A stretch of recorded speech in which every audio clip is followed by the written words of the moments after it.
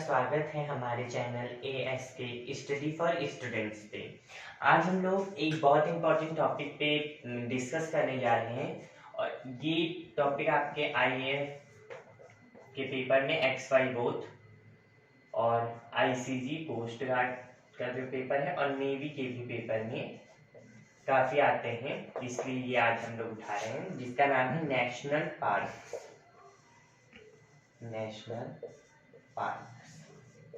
इसको पढ़ने से पहले थोड़ा सा समझ लेते हैं। नेशनल पार्क का मतलब होता है कोई एरिया जहां पे फॉरेस्ट को, ठीक है, फॉरेस्ट का एरिया जिसको कुछ एनिमल्स के लिए रिजर्व कर दिया जाता है। मतलब उस एरिया में केवल वो एनिमल रहेंगे, वहां पे कोई भी ह्यूमन एक्टिविटी नहीं की जाएगी। जैसे वनों को काटना, पेड़ काटना हो गया, वहां पे ज्यादा आवाज करना, बाकी लोगों का खुले रूप से वहां पे आना जाना, ज्यादा से ज्यादा गाड़ियां चलाना, ये सब वहां पे प्रतिबंधित होती हैं। मतलब कोई भी इंसान वहां पे ये सारी चीजें नहीं कर सकता। साथ ही गंदगी फैलाना, इन सब पे दंडनीय अपराध। वहां पे कुछ ज्यादा, वैसे तो हर जगह दंडनीय अपराध है गंदगी फैलाना, लेकिन नेशनल पार्क में कुछ ज्यादा ही वो होता है। मतलब वहां आप बिल्कुल भी वो नहीं कर सकते हैं। तो उन्हीं के बारे में हम पढ़ने जा रहे हैं। नेशनल पार्क करेंटली इंडिया में लगभग 108 नेशनल पार्क हैं, ठीक है। अब हम स्टेट वाइज, जैसे जिस स्टेट का जो इम्पोर्टेंट हो, जो अभी तक इन सब के पेपर में या वनडे लेवल के किसी भी पेपर में जो पूछे गए हों, उसमें से ज्यादातर हम डिस्कस करेंगे। मतलब उनके नेम केवल जानेंगे और स्टेट जानेंगे, ठीक है। तो सबसे पहले हम लोग देख लेते हैं जम्मू कश्मीर का, ठीक है। अब जम्मू कश्मीर और लद्दाख जो यूनियन टेरिटरी है वो बढ़ गई है, पर अभी भी नेशनल पार्क जो है वो ज्यादातर जम्मू कश्मीर के पास है। लद्दाख में केवल एक दो होंगे, जो शायद लद्दाख ही होगा खुद ही, ठीक है। तो सबसे पहले हम लोग देख लेते हैं जम्मू एंड कश्मीर। तो जम्मू कश्मीर के दो नेशनल पार्क आपके बहुत इंपॉर्टेंट है। एक है दाचीगम, याद रखिएगा, दाचीगम नेशनल पार्क कई बार कई पेपर्स में आया है। और है आपका किश्तवाड़, ठीक है। ये दो नेशनल पार्क हैं आपके। दूसरा है हरियाणा। हरियाणा का एक ही इंपॉर्टेंट है, वो है आपका सुल्तानपुर। एक चीज याद रखिएगा, वन रिपोर्ट 2019 के बेसिस पे जो बनाई गई है, उसके अकॉर्डिंग हरियाणा में सबसे कम वन क्षेत्र है। मतलब सबसे कम ऐसी एरिया है जहां पे फॉरेस्ट हो, ठीक है। उसके बाद आपका इंपॉर्टेंट है यूपी। यूपी के दो याद कर लीजिए, एक है दुधवा, ये काफी पेपरों में पूछा जाता है, और उसके बाद है आपका चंद्रप्रभा,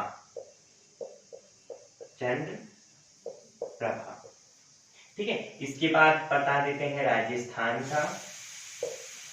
मैं शॉर्ट फॉर्म लिख रहा हूं सभी स्टेट्स के, ठीक है, पूरा नाम नहीं लिख रहा हूं। अच्छा पूरा लिख देते हैं। राजस्थान, इसका सबसे पहले है तो घाना। एक चीज याद रखिएगा, घाना जो आपका नेशनल पार्क है उसका नाम केवला देव भी है, केवला देव नेशनल पार्क, ठीक है। और आपका है सेकंड सरिस्का, थर्ड है आपका रणथंभौर,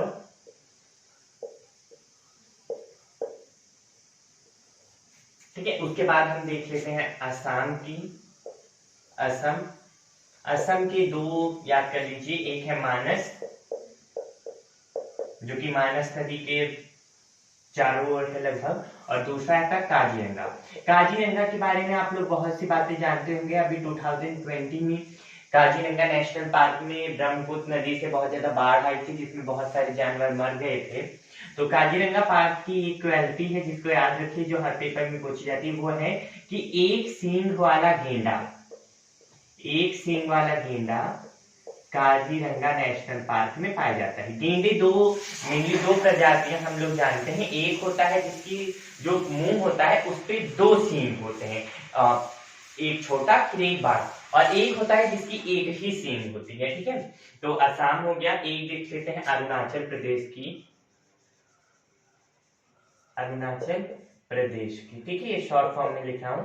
एक तो बहुत इंपॉर्टेंट है नामदफा नेशनल पार्क। ये बहुत से पेपर जो बहुत ज्यादा इंपॉर्टेंट है उनके में स्टार बनाए दे रहा हूं। नामदफा,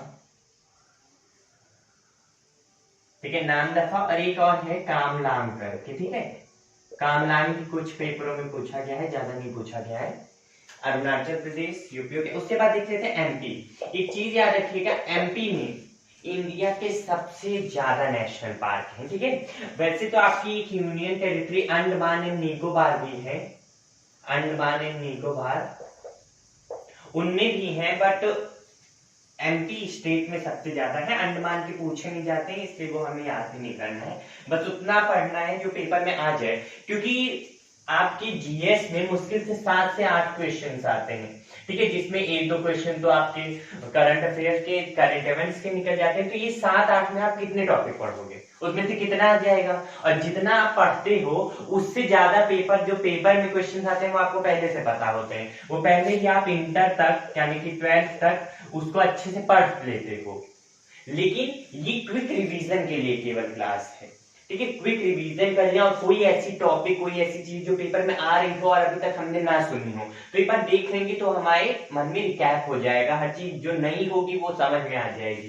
तो इसलिए हमें पढ़ना है। लेकिन आप ये भरोसा करके, सहारा करके बैठो कि आप ऐसे किसी भी चैनल से आप जीएस, मैथ्स या कोई, मैथ्स तो वैसे आ सकता है बट जीएस की बात करते हैं, जीएस आप ऐसे पढ़ के पेपर निकाल लोगे तो ये मुश्किल है। कोई भी चैनल, कोई भी क्लास आपको ये नहीं बता सकता कि ये पेपर में आता है, क्योंकि इतने ढेर सारे टॉपिक हैं और केवल 7-8 क्वेश्चन आने वाले हैं। हम कैसे कह दें कि इसे मैथ आएगा। अभी जो आप लोगों का इनटेक मतलब 220 का हुआ था, मतलब हम कह सकते हैं स्टार 120 वाला जो हुआ था, जो अभी नवंबर में पेपर हुआ है, उनमें बहुत से बच्चे नेशनल पार्क पढ़ के गए और डेम्स पढ़ के गए, मंत्री पढ़ के गए और सेक्रेटरी पढ़ के गए और बहुत सारे इवेंट्स पढ़ के गए। कुछ नहीं आया पेपर में, कुछ आया नहीं। 1-2 क्वेश्चन हिस्ट्री के आ गए बिल्कुल इजी, जो सबको पता हो। 1-2 क्वेश्चन पॉलिटी में आ गए जो सबको पता हो। उसके बाद आपका 1-2 क्वेश्चन करंट अफेयर्स के आए जो केवल स्पोर्ट्स इवेंट से थे, या फिर कुछ क्वेश्चंस आए थे जो अपकमिंग इवेंट्स हैं स्पोर्ट्स के, उनके। बस इतने क्वेश्चन आए। थोड़े बहुत और इधर उधर से आगे, जैसे कुछ स्टेट्स के सीएम और उनके गवर्नर और कुछ की कैपिटल्स वैसे ज्यादा नहीं आई थी। और 1-2 बच्चों ने भेजा था, पता नहीं वो रियल था कि अपने मन से भेजा था, इसका भी कोई पता नहीं है, बट ये ही आए। तो इनमें से क्या आ गया, कुछ नहीं। तो ये बस आपको एक बार क्विक रिवाइज करना है ताकि आपको जल्दी जल्दी हर चीज समझ में आ जाए, एक बार रिवाइज हो जाए सब। ठीक है, ठीक है, अब अपने टॉपिक पे चलते हैं, इतना काफी है। ठीक है, हम लोग एमपी का देख रहे थे। एमपी का मेन इंपॉर्टेंट है कान्हा, पन्ना। एक चीज याद रखिएगा, जो पन्ना है यहां से इंडिया में सबसे ज्यादा, एमपी के पन्ना से सबसे ज्यादा डायमंड्स यानी हीरे निकाले जाते हैं। पन्ना की खान से सबसे ज्यादा हीरे निकलते हैं इंडिया में, वर्ल्ड में नहीं। वर्ल्ड में तो दक्षिण अफ्रीका से सबसे ज्यादा निकलते हैं। उसके बाद है आपका बांधवगढ़। एक और याद कर लेते हैं पेच। पेच के बारे में एक चीज आप लोगों को मैं बता देता हूं कि जो पेच नेशनल पार्क है, ये मान लीजिए आपका मध्य प्रदेश है, सॉरी एमपी है, यानी कि हाँ सही था मध्य प्रदेश, और ये है आपका महाराष्ट्र। तो क्या है, जो पेच है वो कुछ इस तरीके से दोनों के बॉर्डर पे है। ठीक है, इसका 90% पार्ट पेच नेशनल पार्क का एमपी में पड़ता है और लगभग 10% पार्ट जो है वो आपका महाराष्ट्र में पड़ता है। ठीक है, इसके बाद अब हम लोग पढ़ लेते हैं कर्नाटका का। वहां से काफी क्वेश्चन आते हैं कर्नाटका के। 2 मोस्ट इंपॉर्टेंट है, एक है नागरकोल, जिसका दूसरा नाम राजीव गांधी नेशनल पार्क भी है, राजीव गांधी नेशनल पार्क। ठीक है, और दूसरा आपका आ जाता है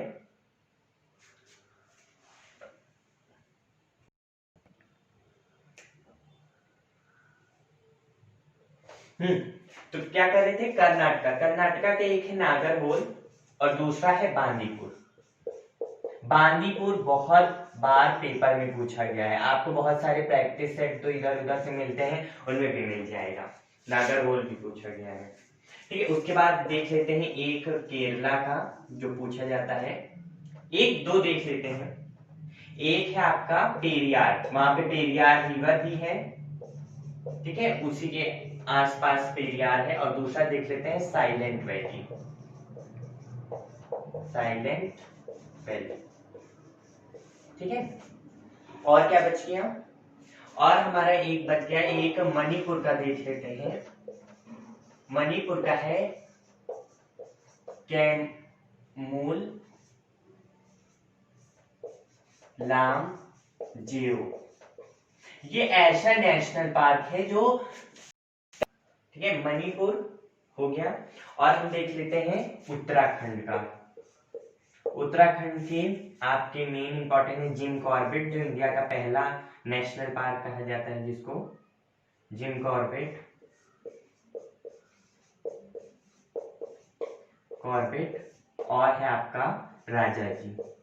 और भी बहुत सारे हैं, नंदा देवी और फ्लावर्स वैली जो है वो सब है, ठीक है। ये एक्चुअली केबुल है, सॉरी इसका नेम इंपॉर्टेंट है, याद रखना, केबुल लामजेओ। ये तैरता हुआ नेशनल पार्क है।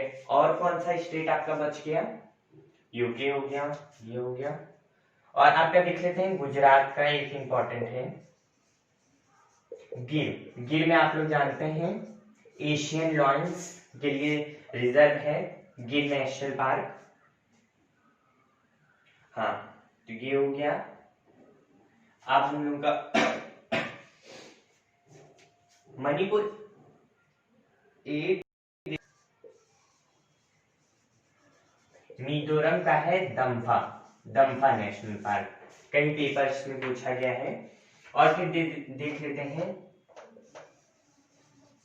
झारखंड। झारखंड का है बेतला नेशनल पार्क। और आपका और कौन सा है? बेतला ही इंपॉर्टेंट है मेन। और उसके बाद है आपका एक छत्तीसगढ़ का, छत्तीसगढ़ नहीं सॉरी ओडिशा का। ओडिशा की बात जान लीजिए, 2011 में कॉन्स्टिट्यूशनल अमेंडमेंट नंबर 96, उसके तहत उड़ीसा का नाम बदल के, जिसको हम लोग पहले उड़ीसा कहते थे, उसका नाम बदल के हो गया है ओडिशा, ठीक है। तो अब कहीं पे कोई उड़ीसा बोले तो प्लीज उसे इन्फॉर्म करिएगा कि उसका नाम उड़ीसा नहीं ओडिशा है।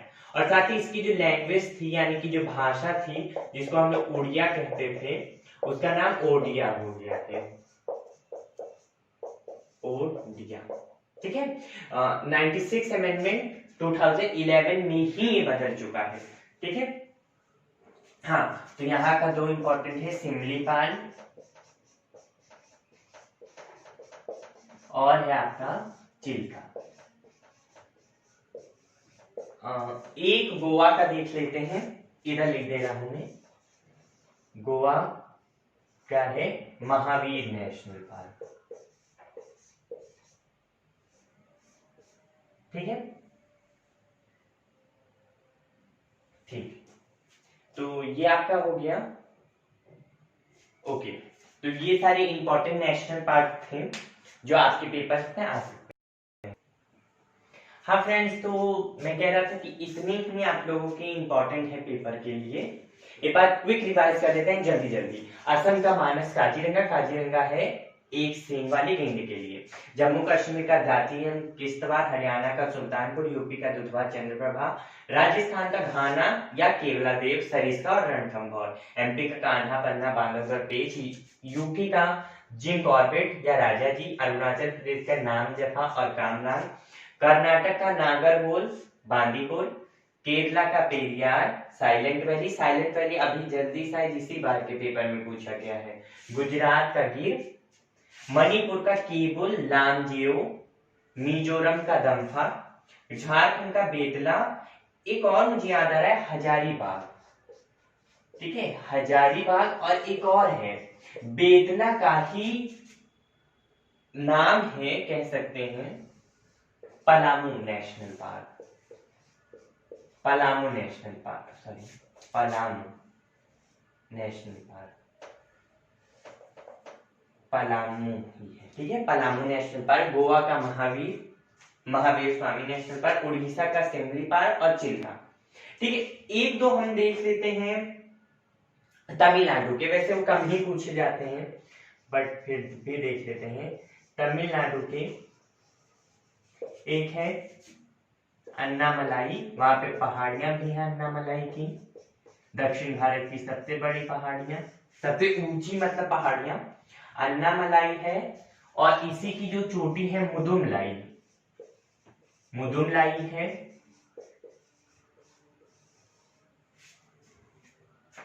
हाँ, और एक और है वेदांगलम, वेदांगलम, ठीक है। ये हो गया, ये आपके कुछ थे जो फ्रेंड्स। वेदांगलम कैमरे में दिख नहीं रहा था तो इसको मैं फिर से थोड़ा ऊपर करके लिख रहा हूं, ऐसा एरो बना के, ठीक है। उसके लिए मैंने वीडियो रोक के फिर से स्टार्ट की क्योंकि दिख नहीं रहा था।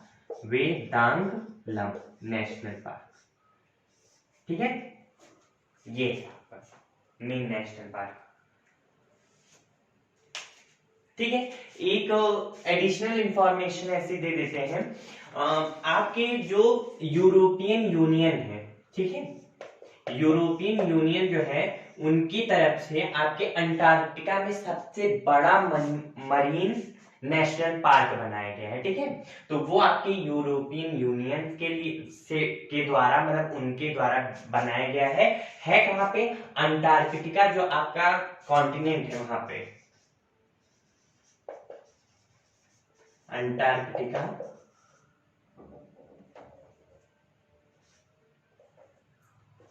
अंटार्कटिका कॉन्टिनेंट में,